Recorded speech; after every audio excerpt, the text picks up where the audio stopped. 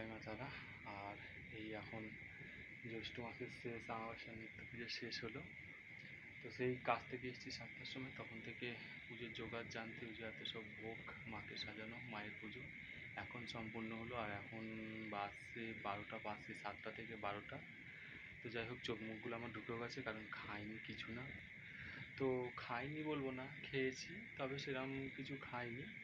ভারী ধরনের কিছু আর কিছু খেতেও ইচ্ছা করেনি, যেহেতু মায়ের পুজো করব। আর মায়ের পুজোটা যেহেতু একটু উপোস করে করতে আমার ভালো লাগে, তো করছি। আর এদিকে উপোস করতে গিয়ে আমার শরীরটা তেমনি ভেঙে ভেঙে ভেঙে ভেঙে শেষ হয়ে যাচ্ছে, তা একটু খেয়েছি। আর এই দেখো আমার মা তারা, ওনাকে দর্শন করে নাও, এনার জন্যই এত কিছু।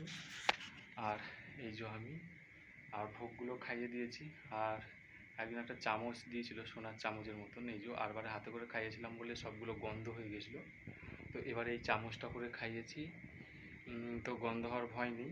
আর ভোগে অনেক কিছুই ছিল, পায়েস ছিল, লুচি, খিচুড়ি, 5 রকমের ভাজা, ফ্রাইড রাইস, চাটনি, পাঁপড়, আম, ফল, 5 রকমের মিষ্টি, পায়েস, সুজি আর কারণ সুধা দিয়েছিলাম। আর এই যে এখানে এত কিছু ভোগ, আর ওখানে আমার মা মনসা, জগন্নাথ, সুভদ্রা, বলরাম ওনারা আছেন। আর 12টা মনে হয় 10 হয়ে গেল, কখন গুছোবো, কখন খাবো, কখন কী করবো জানি না। কালকে ভোরে আবার নিত্য পুজো করতে হবে, কাজে যাব। হ্যাঁ, আর কখন খাবো নিজেও জানি না, খেতেও ইচ্ছা করছে না, খিদেটা এমনিতেই মরে গেছে। যখনকার খাওয়ার তখন খাইনি। তা অনেক সময় বললো যে খেয়েই পুজো করবি, আমার একটা অভ্যেস হয়ে গেছে, কারণ মায়ের ঘটের ডাবগুলো আর মায়ের ঘটে জল দেবো বলে তা কিছু খেতে ইচ্ছা যায় না খুব ভালো। তো যাই হোক, তাও একটু খেয়েছি, রুটি খেয়েছিলাম। তো বলে নাকি পোড়া রুটি খেতে নেই, তো যাই হোক, খিদের জ্বালায় খেয়েছি। আর কালকে এসে তো খাইনি, এই 7টার সময় এসছে, আর এখন এই 12টা 5। তাহলে ভাবো কেমন কী ধরনের পুজো করছি।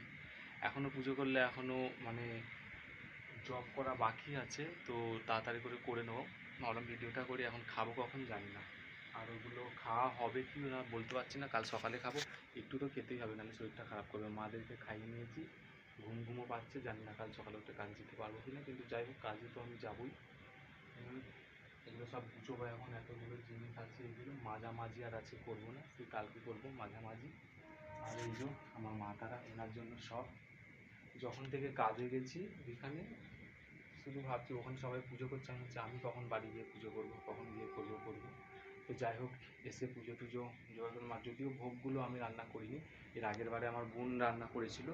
এই সব ভোগগুলো আমার বোন করেছে বলে দিয়েছিলাম।